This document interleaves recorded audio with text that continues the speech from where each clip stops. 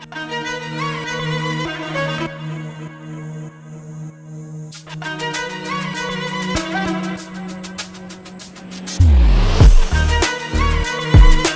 Friends, welcome back to my channel monsoon ride. ನೀವು ನನ್ನ ಚಾನಲ್ಗೆ ಸಬ್ಸ್ಕ್ರೈಬ್ ಆಗಿಲ್ಲ ಅಂದರೆ ಈಗಲೇ ಚಾನಲ್ನ ಸಬ್ಸ್ಕ್ರೈಬ್ ಮಾಡ್ಕೊಳ್ಳಿ. ಹಾಗೆ ಪಕ್ಕದಲ್ಲಿ ಕಾಣ್ತಕ್ಕಂಥ ಬೆಲ್ ಬಟನ್ನ ಕ್ಲಿಕ್ ಮಾಡಿ.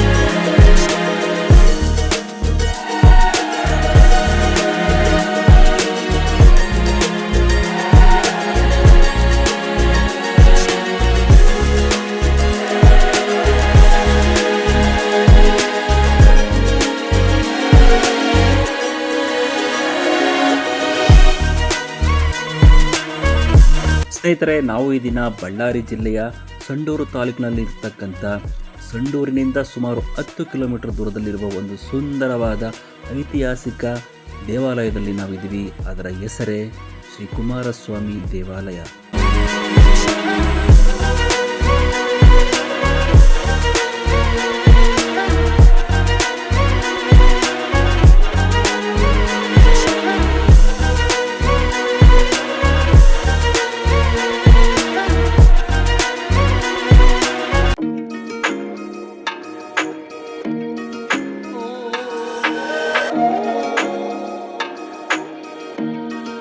ಈ ದೇವಾಲಯದ ವಿಶೇಷತೆ ಏನಪ್ಪ ಅಂತಂದರೆ, ಇಡೀ ದಕ್ಷಿಣ ಭಾರತದಲ್ಲೇ ಮೊದಲ ಬಾರಿಗೆ ಸುಬ್ರಹ್ಮಣ್ಯ ಸ್ವಾಮಿಗೆ ಅಥವಾ ಕಾರ್ತಿಕೇಯ ಸ್ವಾಮಿಗೆ ಮೊದಲು ದೇವಾಲಯ ಸ್ಥಾಪನೆಯಾಗಿದ್ದು ಯಾವುದಪ್ಪ ಅಂತಂದರೆ ಸಂಡೂರಿನಲ್ಲಿ ಇರ್ತಕ್ಕಂಥ ಶ್ರೀ ಕುಮಾರಸ್ವಾಮಿ ದೇವಾಲಯ.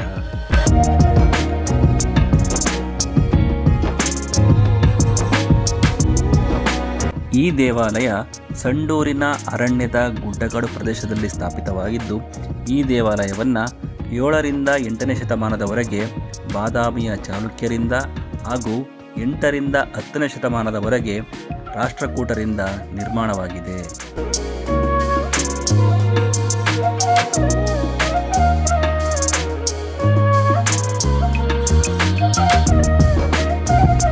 ಇನ್ನು ಈ ದೇವಾಲಯದ ಸಮಯದ ಬಗ್ಗೆ ಹೇಳೋದಾದರೆ, ಬೆಳಗ್ಗೆ 6 ಗಂಟೆಗೆ ದೇವಾಲಯದ ಬಾಗಿಲು ತೆಗೆದರೆ ಮಧ್ಯಾಹ್ನ 12 ಗಂಟೆವರೆಗೂ ಇರುತ್ತೆ.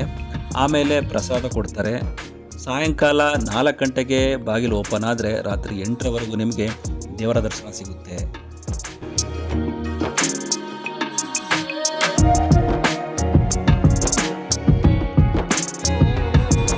ಈ ಕುಮಾರಸ್ವಾಮಿ ದೇವಾಲಯ ಕ್ರೌಂಚಗಿರಿ ಬೆಟ್ಟದ ಮೇಲಿದ್ದು, ಪಕ್ಕದಲ್ಲೇ ಪಾರ್ವತಿ ದೇವಿಯ ದೇವಾಲಯವನ್ನು ಕೂಡ ಹೊಂದಿದೆ.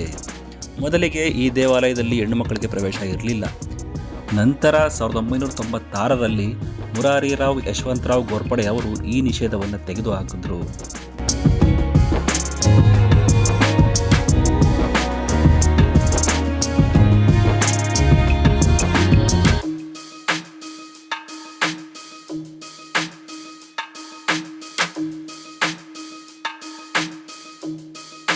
ಸಾವಿರದ 1934ರಲ್ಲಿ ಮಹಾತ್ಮ ಗಾಂಧೀಜಿ ಸಂಡೂರಿಗೆ ಭೇಟಿ ಕೊಟ್ಟಿದ್ದಾಗ ಈ ದೇವಸ್ಥಾನಕ್ಕೆ ಬಂದಿದ್ದರು.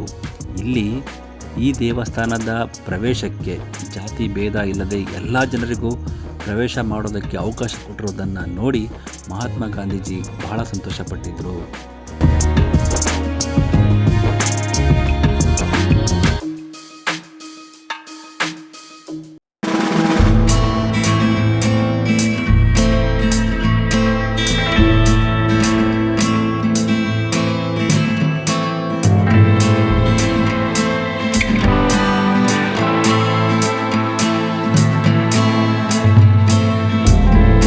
ನಾನು ಮೊದಲನೇ ಸಾರಿ ಸಂಡೂರಿನಿಂದ ಈ ದೇವಸ್ಥಾನಕ್ಕೆ ಬಂದಾಗ ರಸ್ತೆ ಅಷ್ಟು ಚೆನ್ನಾಗಿರಲಿಲ್ಲ. ಆದರೆ ಇವಾಗ ಇಲ್ಲಿ ರಸ್ತೆನ ಕಾಂಕ್ರೀಟ್ ಹಾಕಿ ತುಂಬ ಚೆನ್ನಾಗಿ ಮಾಡಿದ್ದಾರೆ. ಹಾಗಾಗಿ ಯಾವುದೇ ಆಯಾಸ ಇಲ್ಲದೆ ಆರಾಮಾಗಿ ಬಂದು ದೇವರ ದರ್ಶನ ಪಡ್ಕೊಂಡು ಹೋಗ್ಬೋದು. ಸಾಧ್ಯವಾದರೆ ನೀವು ಒಮ್ಮೆ ಭೇಟಿ ಕೊಡಿ ಅಂತ ಹೇಳ್ತಾ ಈ ವಿಡಿಯೋನ ಇಲ್ಲಿಗೆ ಮುಗಿಸ್ತಾ ಇದ್ದೀನಿ. ಮುಂದಿನ ಬಾರಿ ಮತ್ತೊಂದು ಹೊಸ ವಿಡಿಯೋದೊಂದಿಗೆ ನಾನು ನಿಮ್ಮ ಮುಂದೆ ಹಾಜರಾಗ್ತೀನಿ. ಅಲ್ಲಿಯವರೆಗೂ ಕಾಯ್ತಾ ಇರಿ. ಧನ್ಯವಾದಗಳು.